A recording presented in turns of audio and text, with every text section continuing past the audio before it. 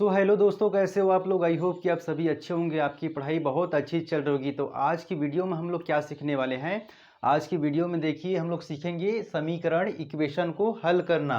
अगर आप लोगों को समीकरण इक्वेशन को हल करते नहीं आता तो आप लोग ये वीडियो पूरा देखिए, आसानी के साथ में आप लोगों को पूरा हल करते आ जाएगा। हमारा जो इक्वेशन का सवाल रहता है वो क्लास 8th में है एनसीईआरटी में।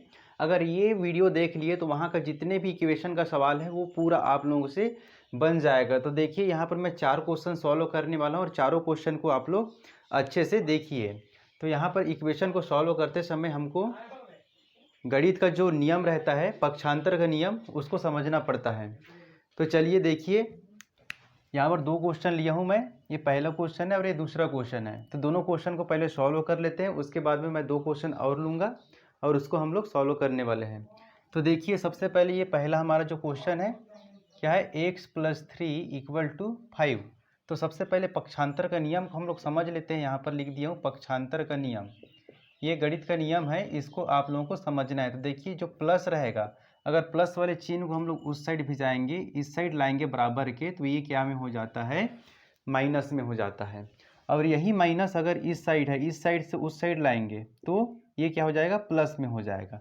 इसी माइनस को इस साइड उठाकर लाएंगे तो प्लस में हो जाएगा, और प्लस को उस साइड ले जाएंगे तो माइनस में हो जाएगा। ये आप लोगों को याद होना चाहिए। और दूसरी चीज़ देखिए, अगर गुणा है, गुणा वाले को उस साइड में लाएंगे तो ये भाग में चला जाएगा, और भाग को हम लोग इस साइड लाएंगे तो गुणा में हो जाएगा। ये इतना नियम आप लोगों को पता होना चाहिए। तो देखिए चलिए हम लोग क्वेश्चन सॉल्व करेंगे तो हमको और बहुत अच्छे से समझ में आएगा। तो देखिए यहाँ पर क्या है, x+3 = 5 ये दिया हुआ है। तो देखिए यहाँ पर x है, तो संख्या जो ये संख्या दिख रहा है, ये x वाला दिख रहा है, इसको इसी साइड रख देते हैं, और ये जो संख्या दिख रहा है उसको उस साइड हम लोग भिजाएंगे। और देखिए प्लस में है, तो मैंने बताया था प्लस में उस साइड हम लोग जब भिजाएंगे तो माइनस में चला जाएगा, ये गणित का नियम कहता है। तो चलिए ये x है और इक्वल टू ये 3 है, उसको उस साइड ले जाएंगे तो पहले से यहाँ 5 है, और 3 को जब इस साइड ले जाएंगे प्लस में है तो ये माइनस में आ जाएगा, और -3 लिख देंगे।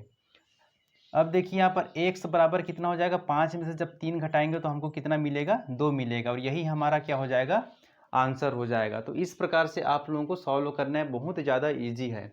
अब चलिए दूसरा क्वेश्चन देखिए। दूसरा क्वेश्चन है हमारे पास में क्या, 3x - 3 = क्या है, 12 ये दिया हुआ है। तो चलिए इसको सॉल्व करते हैं हम लोग।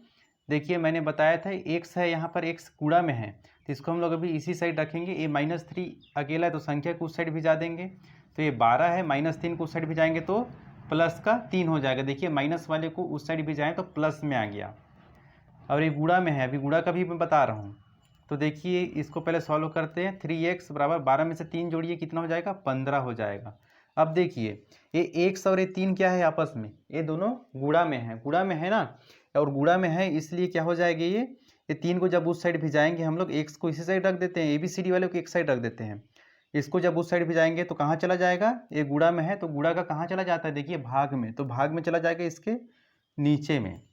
अब देखिए इसको काट सकते हैं 3 से, ये भी 3 से कट सकता है, ये भी 3 से कट सकता है, तो काट दीजिए। जब काटोगे तो एक ही संख्या से काटना चाहिए, ठीक है। अगर ये 3 से कट रहा है तो ये भी 3 से काटिए। 3 कम 3, 3 5 15, तो x का मान क्या आ जाएगा, देखिए यहाँ पर 5। तो इस प्रकार से हमारा दूसरा उत्तर हो जाएगा। तो इस प्रकार से आप लोगों को अच्छे से सॉल्व करना है। तो देखिए अब मैं यहाँ पर तीसरा क्वेश्चन ले रहा हूँ। तीसरा क्वेश्चन है हमारे पास में 5x - 10 = 0। अब देखिए तीसरा क्वेश्चन है, इसको चलिए सॉल्व करेंगे। अब देखिए 5x है तो x है, ABCD वाले के साथ इसको इसी साइड रख दीजिए, माइनस का 10 है उस साइड भेजा दीजिए। यहाँ 0 है पहले से, तो -10 उस साइड जाएगा तो क्या हो जाएगा, 0, और ये -10 है तो प्लस का 10 हो जाएगा। इसको जब 5x = 0 में 10 जोड़िएगा कितना हो जाएगा, 10 हो जाता है। अब देखिए 5x है, गुणा में है, अब गुणा को उस साइड भिजाएंगे, एक गुणा है उस साइड जब भिजाएंगे तो कहाँ चला जाता है, भाग में चला जाता है। तो कहाँ लिख देंगे, 5 को 10 के भाग में, तो 10 बटे कितना हो जाएगा, ये 5। अब देखिए ये भी 5 से कट रहा है, ये भी 5 से कट रहा है, काट दीजिए, 5 से कम 5 और 5 दूनी 10, तो x का मान कितना निकल जाएगा, 2 निकल जाएगा। तो यहाँ पर उत्तर कितना आया हमारे पास में, x का मान 2 निकल के आया है। अब उसी प्रकार देखिए एक और क्वेश्चन लेता हूँ मैं। देखिए ये थोड़ा डिफिकल्ट है। 3/7 + x = 17/7, इसको चलिए सॉल्व करते हैं। ये देखिए यहाँ पर बटे में है, बटे में है ना, और ये इसके बटे में कुछ नहीं है, मतलब क्या है, इसके बटे में कुछ नहीं है मतलब 1 मान सकते हैं, और इसके भी बटे में क्या है 7 है, तो इसके बटे में 1 लिख सकते हो, अगर नहीं लिखोगे तो भी चलेगा। अब देखिए ये 3/7 है, इसको हम लोग तुरंत उठा करके उस साइड हम लोग पक्षांतर कर सकते हैं, अलग अलग नियम से हम लोग सॉल्व कर सकते हैं। तो चलिए 3/7 है, ये भिन्न है, उसको भिन्न को इस साइड ला सकते हैं हम लोग।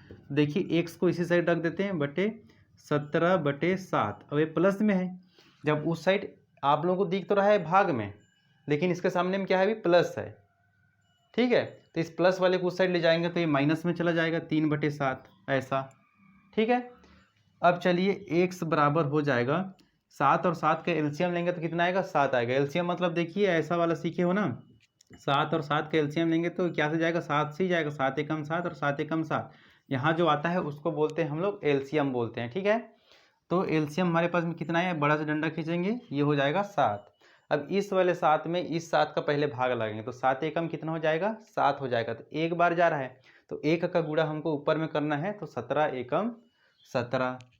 अब माइनस चिन्ह है तो माइनस चिन्ह लगा देंगे। अब जो चीज़ यहाँ की है वही चीज़ यहाँ भी करना है, 7 में 7 का भाग लगाओ तो 7 एकम 7 हो रहा है, और जो 1 आ रहा है उसका गुणा ऊपर में कर दीजिए, तो ऊपर में करोगे तो कितना हो जाएगा, 3 एकम 3 हो जाएगा, तो ये 3 लिख दिए। अब x बराबर 17 में से 3 घटाइए, कितना बचेगा, 14/7। अब देखिए 7 ये कट जाता है 7 से, 7 के पहाड़ी में आता है ना, तो काट देंगे, 7 एकम 7 और 7 दूनी 14, तो x का मान यहाँ पर भी 2 हमको मिल रहा है। तो इस प्रकार से हम लोग 4 समीकरण को हल करना सीखे हैं, और इसी प्रकार से आप लोगों को समीकरण को हल करना है। यहाँ सबसे ज़्यादा जरूरी ये है पक्षांतर का नियम, तो ये पक्षांतर का नियम आप लोगों को अच्छे से याद करना है। चलिए मिलते हैं हम लोग नेक्स्ट वीडियो में, और वीडियो आप लोगों को बहुत अच्छा लगा होगा तो चैनल को सब्सक्राइब करिए और अपने दोस्तों के पास में ज़्यादा से ज़्यादा शेयर करिए। तो चलिए मिलते हैं नेक्स्ट वीडियो में, धन्यवाद।